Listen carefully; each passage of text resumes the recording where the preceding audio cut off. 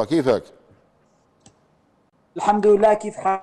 الله يسلمك. ان شاء الله بخير. اخي براء، اقدر الوضع الذي انتم فيه، فعلى عجاله يا ريت تعطيني اخر التطورات والمشهد الميداني في دمشق وريفها.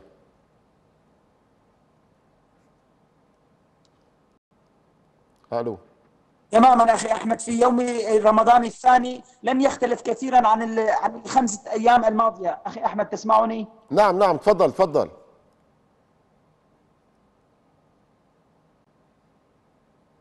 تماما، فلم يختلف ايام رمضان عن ما سبقها من خمسه ايام في العاصمه، سوى ان قوات الاسد استمرت في قصف عده احياء من العاصمه.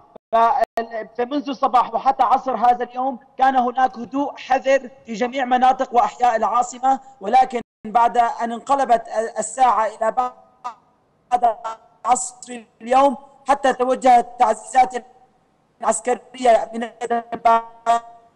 والمدرعات والجنود الى كل من حي نهر عائشه اخي براء، والقدم. يا براء اعتذر منك، في عندك مشكله في الصوت، يا ريت تعاود الاتصال فينا لانه ما عم نفهم منك شيء.